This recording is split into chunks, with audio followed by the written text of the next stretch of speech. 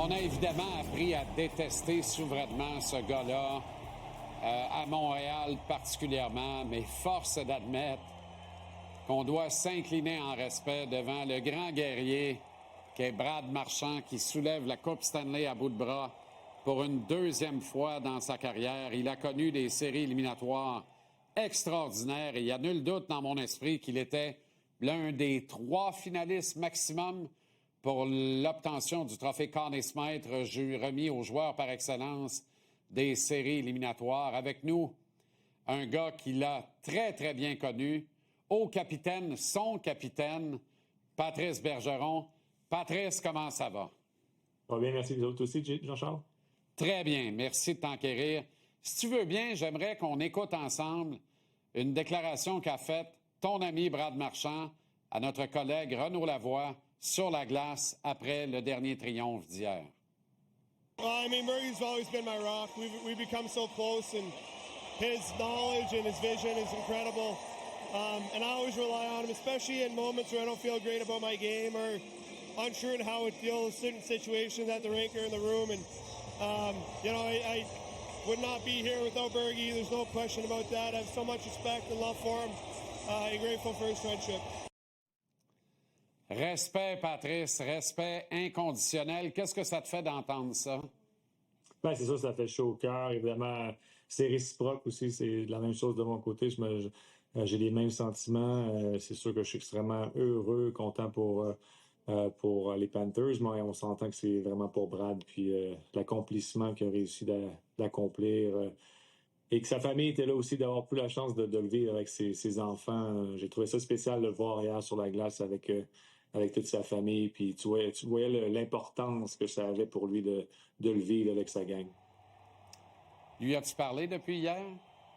Pas encore, non. Je pense qu'ils ont eu le temps de célébrer en masse, puis ils méritent. Donc, évidemment, j'ai envoyé des petits textos, mais je veux pas non plus On va se parler, j'imagine, au courant des prochains jours, mais c'est... puis il y a beaucoup de familles qui étaient en Floride en ce moment avec lui. Donc, mais on se parlait après chaque match, là, puis je pense qu'il vivait au moment présent. Je pense qu'il essaie vraiment d'apprécier chaque moment, chaque match tout au long des séries éliminatoires, parce que c'est à quel point que c'est difficile de se rendre là, que ça n'arrive pas à chaque année, puis c'est un accomplissement qui est quand même assez dur à effectuer. Tu l'as vécu, Patrice. C'est sûr que c'est le chaos total actuellement dans l'entourage de l'équipe. Je pense pas qu'il y ait grand monde qui ait bien dormi. Puis il n'y a pas un chat dans cette organisation-là qui a eu une nuit de sommeil normale, c'est certain. Et on le comprend bien, d'ailleurs. T'es passé par là, hein? Oui, effectivement. Non, c'est sûr que, d'après moi, ils se sont couchés très tôt ce matin. Puis, ils ont passé une belle soirée. En plus, ils étaient à la maison. Beaucoup de familles, on l'a vu même sur la glace. Là, la patinoire était pas mal remplie de familles et d'amis. Donc, sûrement une soirée assez spéciale, une nuit assez spéciale pour tout le monde. Puis, je suis sûr qu'ils en ont profité en masse. Au moment de prendre la décision d'accepter cette transaction, donc de quitter l'organisation qu'il a tant aimée, j'imagine qu'il t'avait parlé à ce moment-là, Patrice? On s'est pas parlé nécessairement tout au long de ce qui en venait dans les derniers jours. C'est plus quand c'est arrivé, là, juste avant que ce soit annoncé, justement, il m'a appelé, on s'en est parlé, il m'a dit que c'était fait, dans le fond, qu'il s'en allait en Floride. Puis c'est sûr qu'il y avait beaucoup de... Je pense qu'il y avait un petit peu d'excitation au niveau de dire je m'en vais dans une bonne équipe, prendre une chance de gagner, mais aussi beaucoup de tristesse au niveau de toute l'expérience qu'il a eue, puis à quel point Boston est important pour lui. Concert d'éloges de la part de ses coéquipiers en Floride. Et pourtant, quand il est arrivé, on a l'impression qu'il est arrivé tout doucement dans ce vestiaire-là. Toi qui le connais par cœur, là, est-ce que c'est pas le profil parfait qui est illustré de Brad Marchand dans cet état de fait-là, de voir qu'il est pas rentré en cassant tout, il est pas rentré en faisant du rah-rah, pour finalement redevenir le gars qu'il est, c'est-à-dire le bout en train, qui est un véritable brin de bonheur dans un vestiaire de hockey. Oui, je pense que c'est bien résumé, Jean-Charles. Honnêtement, je pense que c'est un gars qui a assez d'expérience dans la Ligue nationale pour se rendre compte que tu n'arrives pas dans un vestiaire en essayant de de tout changer du jour au lendemain, surtout dans un vestiaire qui a beaucoup de succès. C'est important d'arriver et d'être un leader, par exemple, d'avoir avant tout de laisser parler ton talent, laisser parler ton acharnement, ton éthique de travail. Puis je pense que c'est ce qu'il a fait de match en match. Puis regarde, je pense qu'il y a plusieurs gens qui le pensent, mais moi je suis un de ceux qui pensent que c'était un des MVP. Avec Bennett, évidemment, je peux pas rien y enlever, mais selon moi, il les a amenés dans la bataille dans plusieurs matchs. Il a scoré des gros buts à des moments importants comme il sait le faire. Seul Brad Marchand, puis honnêtement, je suis tellement fier de lui. C'est un moment qu'il va pas oublier. Puis, quand tu gagnes la Coupe Stanley, dans son cas, à sa première saison comme recrue, pour ensuite y aller 2 autres fois et pas sortir du côté victorieux. Je pense que tu te rends compte à quel point c'est important, à quel point c'est difficile de se rendre là. Puis je pense que l'appréciation qu'il a en ce moment de ce moment-là, puis de le savourer avec sa famille, c'est merveilleux de le voir. As-tu été surpris qu'il performe à ce point-là? On sait qu'il est bon, là, mais il a 37 ans. Paul Maurice l'a logé sur le 3e trio. Et puis, bang, il sort des séries éliminatoires exceptionnelles. Non, je suis pas surpris. Je pense que c'est le meilleur de Brad Marchand ressort toujours dans les moments importants. On l'a vu en 2011, quand on a remporté la Coupe.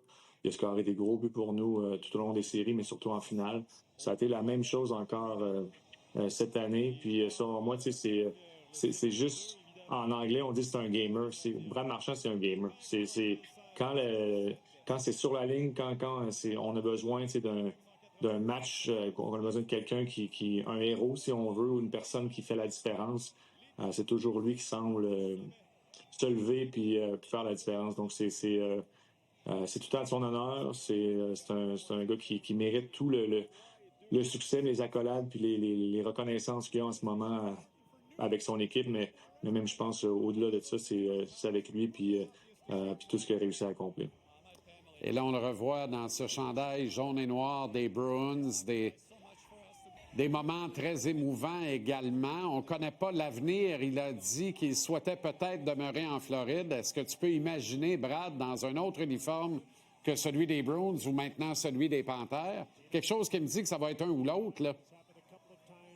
Oui, c'est... en fait, je pense qu'il y a 3 mois, moi, je ne pouvais pas m'imaginer Brad dans un autre uniforme. Donc, que ce soit déjà fait, c'est déjà quand même assez différent. Je m'y suis habitué maintenant au chandail des Panthers sur lui, en espérant qu'il n'y en aura pas un 3e. Il va falloir que je m'ajuste. Mais on va voir. C'est sûr qu'on sait très bien que je suis sûr à 100% que les Bruins, c'est un joueur qui a tellement une importance pour l'organisation. Puis on va voir ce qui va se passer à partir du 1er juillet. Mais moi, je lui souhaite le meilleur. Je souhaite qu'il soit heureux puis que c'est ça le plus important pour lui et sa famille.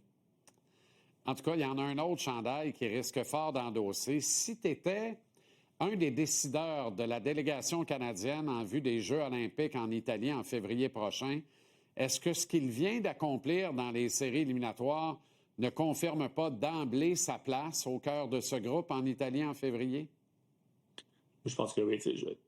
Encore, je reviens au fait que Brad Marchand, c'est un gamer. C'est quelqu'un qui, les moments importants, dans le vestiaire avec l'expérience qu'il amène, je pense qu'on l'a vu à la Coupe des 4 Nations. Peut-être pas sur la glace, ça n'a pas été... il y a eu d'autres joueurs qui ont peut-être fait une différence ou qui ont fait des statistiques, qui ont eu des statistiques...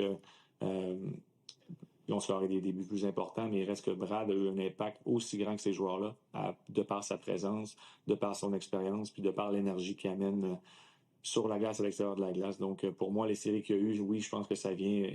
Il est certainement plus que dans le mix, selon moi. Puis, et je sais que c'est un objectif qui est très important pour lui l'an prochain. Donc, j'imagine que ça va être... il va avoir le début de saison qu'il a besoin d'avoir pour faire partie de l'alignement. Patrice, merci infiniment de la générosité, de la transparence dans le propos. C'est toujours clair, net et très pertinent. Merci de nous accorder ces précieuses minutes pour nous parler de ton ami. Personnellement, je suis assez content. On dirait que je commence à me remettre de ta retraite parce que je n'ai pas ramené ça à toi-même une seule fois dans cette entrevue-ci. Peut-être que là, on peut tourner la page finalement en ce qui me concerne. Merci infiniment d'avoir pris le temps. Merci, JC, ça me fait plaisir. Salut, Pat, à bientôt. Prends soin de toi. Un bon été à toi. Toi aussi.